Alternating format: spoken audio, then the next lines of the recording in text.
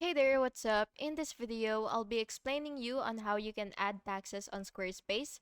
It will help you manage sales tax for your online store. So, the first thing that you will have to do is, of course, ensure that you've already logged into your Squarespace and you will be redirected to your dashboard. And then here, what you will have to do is access your commerce settings. So, you will just have to look for your commerce. So, it should be somewhere right here, but it really depends on the layout of your screen. But anyways, once you see the commerce section, you will just have to click it. And then basically you will just have to click taxes and then you will add tax rules. So you will click add tax and then you will select region, enter tax rate and then save.